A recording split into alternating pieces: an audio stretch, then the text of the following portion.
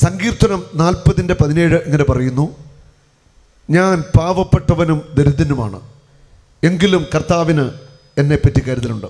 ഒന്ന് പറഞ്ഞ കരുതി പിടിച്ച്, കർത്താവേ, ഒച്ചത്തിൽ പറ, കർത്താവേ, ഞാൻ പാവപ്പെട്ടവനും ദരിദ്രനുമാണ്, എങ്കിലും കർത്താവിന് എന്നെപ്പറ്റി കരുതലുണ്ട്. പറഞ്ഞ, കർത്താവിന് എന്നെപ്പറ്റി, എൻ്റെ കുടുംബത്തെപ്പറ്റി കരുതലുണ്ട്. കർത്താവിന് എൻ്റെ സാമ്പത്തിക കാര്യങ്ങളിൽ കരുതലുണ്ട്. എൻ്റെ ജീവിതത്തിൽ, ജോലികളിൽ, ബിസിനസ്സിൽ കർത്താവിന് കരുതലുണ്ട്. കർത്താവിന് എന്നെപ്പറ്റി, എൻ്റെ കുടുംബത്തെപ്പറ്റി, മക്കളെപ്പറ്റി, തലമുറയെപ്പറ്റി കരുതലുണ്ട്. എൻ്റെ ആത്മീയ ജീവിതത്തെക്കുറിച്ച് കർത്താവിന് കരുതലുണ്ട്. ഒന്ന് ഒച്ചത്തിൽ പറഞ്ഞ, കർത്താവിന് എന്നെക്കുറിച്ച് കരുതലുണ്ട്. ഹല്ലേലൂയ. അടുത്തിരിക്കുന്ന ആളിനോട് സന്തോഷത്തോടെ പറയണം, കർത്താവിന് നിന്നെപ്പറ്റിയും നിൻ്റെ കുടുംബത്തെപ്പറ്റി കരുതലുണ്ട്. ഒന്ന് ചിരിച്ച് ആ കൈ പിടിച്ചൊന്ന് പറഞ്ഞേ, കർത്താവിന് നിന്നെപ്പറ്റിയും നിൻ്റെ കുടുംബത്തെപ്പറ്റിയും കരുതലുണ്ട്. അപ്പുറത്ത് ഇപ്പുറത്ത് ഇരിക്കുന്നുണ്ട് പറഞ്ഞേ, ഹല്ലേലൂയ. കരുതലുണ്ടോ? ഉറപ്പായിട്ടും കരുതലുണ്ട്. ഹല്ലേലൂയ. മനുഷ്യൻ്റെ ജീവിതത്തിൽ, എല്ലാ മനുഷ്യരുടെ ജീവിതത്തിൽ വ്യത്യസ്തമായ ജീവിത സാഹചര്യങ്ങളിലൂടെയാണ് കടന്നു പോകുന്നത്. രോഗങ്ങൾ, കടബാധ്യതകൾ, ദുരിതങ്ങൾ, പെട്ടെന്നുള്ള മരണങ്ങൾ, അങ്ങനെ പലതും സംഭവിക്കാറുണ്ട് ജീവിതത്തിൽ. അത് കൈപ്പേറിയ ജീവിത അനുഭവങ്ങളിലൂടെ കടന്നു പോവുകയാണ് ധാരാളം മക്കൾ. ഈ ആഴ്ചയിൽ ഇന്നലെ വരെ ഇവിടെ എറണാകുളത്ത് നമ്മുടെ ഒരു ധ്യാനമായിരുന്നു. ധാരാളം പേര് പങ്കെടുത്തു. ഒത്തിരി അനുഗ്രഹമായിരുന്നു. ആ ധ്യാനത്തിന് മിനിയാന്ന് വൈകിട്ട് ആരാധനയുടെ സമയത്ത് കർത്താവ് എനിക്കൊരു മെസ്സേജ് നൽകി. ആത്മഹത്യയെക്കുറിച്ച് ചിന്തിച്ചു കൊണ്ടിരിക്കുന്നവർ, അതായത് ജീവിതം അവസാനിപ്പിക്കാനായിട്ട് ചിന്തിച്ചു കൊണ്ടിരിക്കുന്ന ചില വ്യക്തികൾ ഇവിടെയുണ്ട്. ഇന്നത്തെ ഈ ശുശ്രൂഷ കഴിഞ്ഞിട്ട് അവരെന്നെ കാണണം, എന്നിട്ട് പോകാമെന്ന് പറഞ്ഞു. മറ്റ് ഹീലിങ്ങിൻ്റെ സാക്ഷ്യങ്ങളും മറ്റ് എല്ലാം ഞാൻ പങ്കുവെച്ചു. ആളുകളൊക്കെ സാക്ഷ്യപ്പെടുത്തി. ധ്യാനം കഴിഞ്ഞ് എല്ലാവരും മടങ്ങി. 5 വ്യക്തികൾ എന്നെ കാണാൻ വന്നു. 5 പേര് കാണാൻ വന്നു. 5 പേര് ആത്മഹത്യക്ക് തയ്യാറായിട്ട് നിൽക്കുക, മരിക്കാൻ. ഒരു വ്യക്തി പറയുകയാണ്, അദ്ദേഹത്തിന് ഭാര്യയും മക്കളുമൊക്കെ വിട്ടിട്ട് പോയിട്ട് വർഷങ്ങളായി.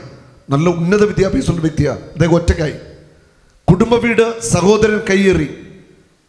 ഇപ്പോൾ ഒരു വഴിയില്ല. വിദ്യാഭ്യാസം, പക്ഷേ ജോലിയില്ല.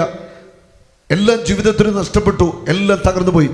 അദ്ദേഹം പറയുകയാണ്, ബ്രദറെ, ഇങ്ങനെ ഈ ധ്യാനത്തെക്കുറിച്ച് അറിഞ്ഞു, ഞാൻ വന്നിട്ട് വചനം ഞാൻ കേട്ടു, പക്ഷേ എൻ്റെ മുന്നിൽ വഴിയൊന്നുമില്ല.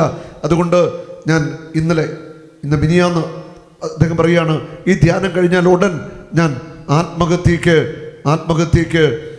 തയ്യാറാണ്. അതിനുവേണ്ടി അങ്ങോട്ട് റെഡി ആയിക്കൊണ്ടിരിക്കുകയാണ്. ഹല്ലേലൂയ.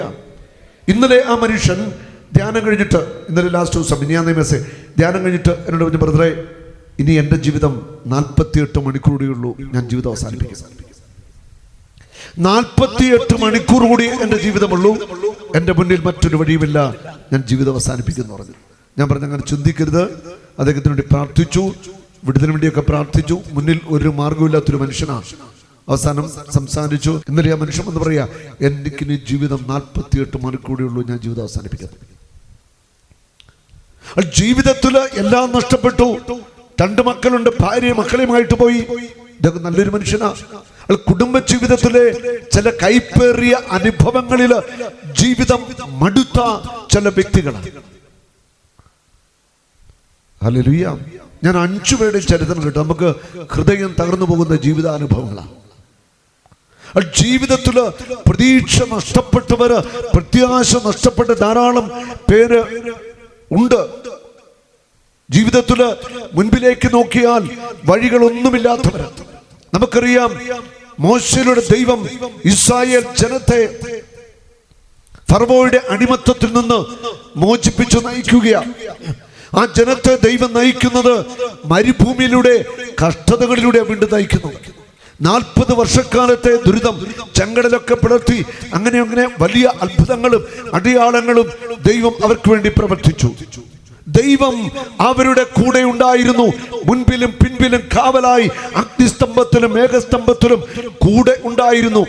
ദൈവം കൂടെ ഉണ്ടായിരുന്നു. എങ്കിലും അവര് സഹനത്തിന്റെ വഴികളിലൂടെ, കണ്ണുനീരിന്റെ, വിശപ്പിന്റെ, കഷ്ടതയുടെ വഴികളിലൂടെയാണ് കടന്നുപോയിക്കൊണ്ടിരുന്നത്. ഹല്ലേലൂയ. നമ്മൾ പുറപ്പാട് പുസ്തകത്തില് 15-ാം അധ്യായത്തില് വായിക്കുന്ന ഒരു ഹൃദയസ്പർശിയായ സംഭവമുണ്ട്. 15-ാം അധ്യായത്തില് അവര് ഒത്തിരിയേറെ ദുരിതങ്ങളിലൂടെ കടന്നുപോയി. ഷൂർ മരുഭൂമിയിലൂടെയൊക്കെ അവര് യാത്ര ചെയ്തു. 15-ാം അധ്യായത്തില് 22 മുതൽ 27 വരെയുള്ള വചനങ്ങള്.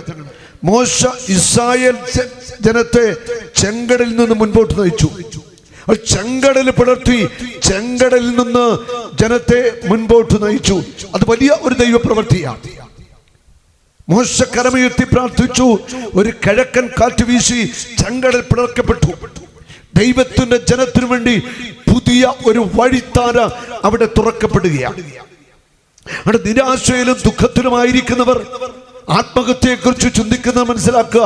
നിനക്ക് വേണ്ടി ഒരു പുതിയ വഴിത്താര തുറക്കുവാൻ കർത്താവ് തയ്യാറാണ്. അവന്റെ നാമത്തെ വിളിച്ചാൽ, കണ്ണുനീരോടെ വിളിച്ചാൽ പുതിയ വഴിത്താരകൾ, പുതിയ വഴികൾ കർത്താവ് നിങ്ങൾക്ക് വേണ്ടി തുറന്നു തരും. ആരും സംശയിക്കണ്ട. ഒന്ന് കരമടിച്ച് കർത്താവിനെ മഹത്വപ്പെടുത്തട്ടെ. ഇനി പുതിയ വഴിത്താര തുറന്നു. ഉണങ്ങി വരണ്ട നിലത്തൂടെ ഇസ്രായേൽ ജനം അക്കരെ കടന്നു. തൊട്ടു പിന്നാലെ ഫറവോൻ സൈന്യം കടന്നു വരിക. അക്കരെ കടന്ന ജനം സുരക്ഷിതമായിട്ട് അക്കരെ എത്തി. എന്നിട്ടോ മോശ തിരിഞ്ഞു നിന്ന് കൈകൾ ഉയർത്തിപ്പിടിച്ചു. ഒറ്റ പ്രാർത്ഥന അവിടെ നടന്നിട്ടുണ്ട്. ചെങ്കടൽ മൂടി. രണ്ടു വശത്തും മതിലായിട്ട് നിന്ന ആ വെള്ളം ഒന്നിച്ചു ചേർന്നു. ചെങ്കടൽ മൂടി. ഫറവോയും സൈന്യവും കുതിരക്കാരനും വെള്ളത്തിൽ മുങ്ങി മരിക്കുകയാണ്. ചിലപ്പോൾ ദൈവം വഴികൾ അടയ്ക്കും, ചിലപ്പോൾ ദൈവം വഴികളെ ക്ലോസ് ചെയ്യും. എന്തിനാണെന്നറിയാവോ? അത് നിന്നെ രക്ഷിക്കാൻ വേണ്ടിയാണ്. അവിടെ ദൈവം തുറന്നു കൊടുത്ത വഴി ദൈവം അടച്ചു. എന്തിനാ? ഈ ഫറവോയും സൈന്യവും അവരെ പിടിക്കരുത്. നമ്മുടെ മുൻപിൽ ചില വഴികൾ അടഞ്ഞുവെങ്കിൽ, ചില മാർഗങ്ങൾ അടഞ്ഞുവെങ്കിൽ ഓർത്തുകൊള്ളുക, പുതിയ വഴികൾ അവൻ തുറക്കാനായിട്ട് പോകുക. നിന്റെ മുൻപിൽ ഒരു വഴി ദൈവം അടച്ചുവെങ്കിൽ അതിന്റെ അപ്പുറം നിനക്കായിട്ട് വലിയ കാര്യങ്ങൾ കർത്താവ് ചെയ്യും എന്ന് ഹൃദയത്തിൽ നിന്ന് വിശ്വസിച്ച് അടഞ്ഞ വഴികൾ നിനക്ക് അത്ഭുതത്തിന്റെ വഴികളായിട്ട് കർത്താവ് മാറ്റുവാൻ പോകുക. കരമടിച്ച് കർത്താവിനെ ഒന്ന് സ്തുതിക്കട്ടെ. ഹല്ലേലൂയ, ഹല്ലേലൂയ. തുടർന്ന് വായിക്കുന്നു, അവർ ഷൂർ മരുഭൂമിയിൽ പ്രവേശിച്ചു. മരുഭൂമിയിലൂടെ 3 ദിവസം യാത്ര ചെയ്തു. ഒരിടത്തും വെള്ളം കണ്ടെത്തിയില്ല. അവർ ഷൂർ മരുഭൂമിയിലൂടെ കടന്നു പോകുക. കടുത്ത വേനൽ ചൂടിൽ അവർ വിഷമിക്കുകയാ. കുടിക്കാൻ വെള്ളമില്ല. ഈ മരുഭൂമി യാത്രയിൽ ഏകദേശം 35 ലക്ഷം പേരുണ്ടെന്ന കണക്ക്. 6 ലക്ഷം യോദ്ധാക്കൾ, പിന്നെ ഭാര്യമാര്, പുരുഷന്മാര്, കുട്ടികള്, ഏകദേശം 35 ലക്ഷത്തോളം ജനങ്ങളെയാണ് ദൈവം മോശയുടെ നേതൃത്വത്തിൽ നയിച്ചുവെന്ന് ചരിത്രം പറയുന്നത്. Hallelujah, hallelujah. അവർ ഷൂർ മരുഭൂമിയിലൂടെ കടന്നു പോകുക. ദാഹിച്ചു വരേണ്ട ജനം തൊണ്ട വറ്റിപ്പോകുന്നു. ഒരു മാർഗങ്ങളുമില്ല, മുൻപിലും വെള്ളമില്ല. ജനം മോശക്കെതിരെ, ദൈവത്തിനെതിരെ പിറുപിറുക്കുന്ന ഒരു അനുഭവമാണ്. നമ്മൾ മനസ്സിലാക്കണം, ദൈവം കൂടെയുണ്ട്. ദൈവം അവരുടെ കൂടെ നടക്കുന്നുണ്ട്, അവരെ നയിക്കുന്നുണ്ട്. കുടിക്കാൻ പോലും അവർക്ക് വെള്ളമില്ലാത്ത അവസ്ഥ. നമ്മുടെ ജീവിതത്തില് യേശു കൂടെയുണ്ട്. വചനം പറയുന്നു, നിന്റെ ഉള്ളിലുള്ളവൻ ലോകത്തിൽ ഉള്ളവനേക്കാൾ വലിയവനാണ്. നിന്റെ ഉള്ളിൽ സകല അധികാരങ്ങളും ഉള്ളവനായ യേശുവുണ്ട്. മത്തായി 28:18. സ്വർഗത്തിലും ഭൂമിയിലും സകല അധികാരവും നിനക്ക് ഞാൻ നൽകിയിരിക്കുന്നു. എല്ലാ അധികാരങ്ങളും യേശുവിനുണ്ട്. ദൈവത്തിന്റെ മക്കൾ മനസ്സിലാക്കണം, സകല അധികാരങ്ങളും ഉള്ളവനായ യേശു, ഉയർത്തെഴുന്നേറ്റ കർത്താവ് എൻ്റെ ഉള്ളിൽ എൻ്റെ കൂടെയുണ്ട്. ഉയർത്തെഴുന്നേറ്റ കർത്താവ് എൻ്റെ കൂടെയുണ്ട്. സകല അധികാരങ്ങളും ഉള്ളവൻ, സകല അധികാരങ്ങളും ഉള്ളവൻ എൻ്റെ ഉള്ളിൽ എൻ്റെ കൂടെ വസിക്കുന്നു. Hallelujah, hallelujah. ഉണ്ട്. ആരും പേടിക്കണമെന്നേ. ദൈവം നമ്മുടെ കൂടെ വസിക്കുന്നു. എന്നിട്ടും നമ്മുടെ ജീവിതത്തിൽ കണ്ണുനീരുണ്ട്, സഹനമുണ്ട്, വേദനയുണ്ട്, കടബാധ്യതയുണ്ട്, ദുഃഖമുണ്ട്. അപ്പോഴും ദൈവം എൻ്റെ കൂടെ വസിക്കുന്നു. ഷൂർ മരുഭൂമിയിലൂടെ ജനം കടന്നു പോകുമ്പോൾ ദൈവം അവരുടെ കൂടെയുണ്ട്. അവർക്ക് ദാഹമുണ്ട്, വിശപ്പുണ്ട്, പ്രയാസമുണ്ട്, കണ്ണുനീരുണ്ട്, സങ്കടമുണ്ട്. ഹല്ലേലൂയ. ദൈവം നമ്മുടെ കൂടെ ഉള്ളപ്പോഴും സങ്കടങ്ങളും വേദനകളും വിഷമങ്ങളൊക്കെ ഉണ്ടെന്ന്. കഴിഞ്ഞ ആഴ്ചയിൽ എറണാകുളത്തെ ധ്യാനത്തിന് മുൻപ് കഴിഞ്ഞ ഞായറാഴ്ച വരെ തൃശ്ശൂർ കോടന്നൂർ ബൈബിൾ കൺവെൻഷൻ ആയിരുന്നു. നല്ലൊരു കൺവെൻഷൻ ആയിരുന്നു. വലിയ ഒരു ജനാവലി കൺവെൻഷൻ പങ്കെടുത്തു. ശനിയാഴ്ച ഞാൻ അനൗൺസ് ചെയ്തു, ഞായറാഴ്ച രാവിലെ ഒരു 11 മണി മുതൽ ഞാൻ പ്രാർത്ഥനയ്ക്കുണ്ടാവും. പള്ളിയോട് ചേർന്ന ഒരു സൈഡ് ഒരു ഹാളുണ്ട് പ്രാർത്ഥിക്കാനായിട്ട്. ഒരു 300-ലധികം പേര് അന്ന് പകല് രോഗികളെ പ്രയാസപ്പെടുന്നത് പ്രാർത്ഥിക്കാൻ വന്നു. മുഴുവൻ രോഗികൾ. അപ്പം ഞാനിങ്ങനെ 3 ലൈനായിട്ട് പ്രേക്ഷിച്ചിട്ട് അവരെ ഇരുത്തി. ഞാൻ ഒരു ലൈൻ ഇങ്ങനെ പ്രാർത്ഥിച്ചു, 2ാം ലൈൻ പ്രാർത്ഥിച്ചു. അപ്പോഴത്തേക്കും ആളുകൾ വന്നു നിറഞ്ഞുകൊണ്ടിരിക്കുക. 3ാമത്തെ ലൈൻ ഇങ്ങനെ പ്രാർത്ഥിച്ച് ഒരു 3:45 ഒരു ചെറുപ്പക്കാരന്, ആ ചെറുപ്പക്കാരന് തൊട്ടു പുറകിൽ ഒരു അപ്പനും അമ്മയും നിൽപ്പുണ്ട്. ഞാൻ അവൻ്റെ അടുക്കലേക്ക് ഒന്ന് കൈ തലവെക്കാൻ തുടങ്ങുമ്പോൾ അവൻ എൻ്റെ കയ്യെ കയറി ചാടി അങ്ങ് പിടിച്ചു. എന്നിട്ട് അവൻ എന്നെ കെട്ടിപ്പിടിച്ചിട്ട് എൻ്റെ ഇങ്ങോട്ട് തല വെച്ച് അവനങ്ങ് ഏങ്ങലടിച്ച് കരയുക. ഞാനൊരുത്ത് എന്താ സംഭവം? ഞാൻ ചോദിച്ചു, മോനെ നിനക്ക് എന്ത് പറ്റി? അവനൊരു 26 വയസ്സ് കാണും. അവൻ കരയും, അവന് പറയാൻ പറ്റുന്നില്ല. അവൻ പറയാം, ബ്രദറെ 5 വർഷമായി ഞാൻ എപ്പിലെപ്സി ആയിട്ട് നിരന്തരമായിട്ട് വീണുകൊണ്ടിരിക്കുക. മരുന്ന് കഴിച്ചാലും ദിവസം 4-5 തവണ വീഴും. ഹല്ലേലൂയ. ഞാനൊരു ഡ്രൈവറാ. അവൻ പറയാ, ഞാനൊരു ഡ്രൈവറാ, എനിക്ക് വണ്ടി ഓടിക്കുമ്പോൾ പോലും പേടിയാ, അസുഖം ഉണ്ടായി കഴിഞ്ഞാൽ എങ്ങനെ ആവും. അവനിത് എങ്ങനടിച്ചോണ്ട് ഇത് പറയുന്നത്. അപ്പോൾ അപ്പനും അമ്മയൊക്കെ പുറകിൽ ഇങ്ങനെ കരഞ്ഞുകൊണ്ട് നിൽക്കുക. ഞാൻ പറഞ്ഞു, ഈശോ നിന്നെ സൗഖ്യമാക്കും, ഈശോ നിനക്ക് വേണ്ടി ഒരു അത്ഭുതം ചെയ്യും. ഞാൻ അവൻ്റെ തലയിലോട്ട് കൈവച്ച് നെറ്റി ഒരു കുരിശ് ഒറ്റ പ്രാർത്ഥന, എപ്പിലെപ്സിയുടെ ദുരാത്മാവിനെ ബന്ധിച്ച ഒരു പ്രാർത്ഥന, ശരിക്കും ആത്മാവിൽ നിന്ന് പ്രാർത്ഥന. ഒറ്റ അലറിച്ച് കേട്ടു. ഇവൻ ഒറ്റ അലറി അങ്ങോട്ട് വീണ് കസേരയിലോട്ട്. അവിടത്തേക്ക് എല്ലാവരും കയറി പിടിച്ചു. അവൻ അലറുകയാണ്. കുറേ സമയം ബഹളം വെച്ചു. അങ്ങ് ശാന്തമായി. ശരിക്കും പ്രാർത്ഥിച്ചു. അപ്പം ഇങ്ങനെ കഴുത്തോടിഞ്ഞ പോലെ ഇങ്ങനെ കിടക്കുക. ഞാൻ അപ്പനോട് പറഞ്ഞു തല പിടിച്ചോളാൻ പറഞ്ഞു. 2 മിനിറ്റ് പിടിച്ചോളാൻ പറഞ്ഞു. ഞാൻ അടുത്ത കളിക്കൊണ്ടൊക്കെ പ്രാർത്ഥിച്ചു.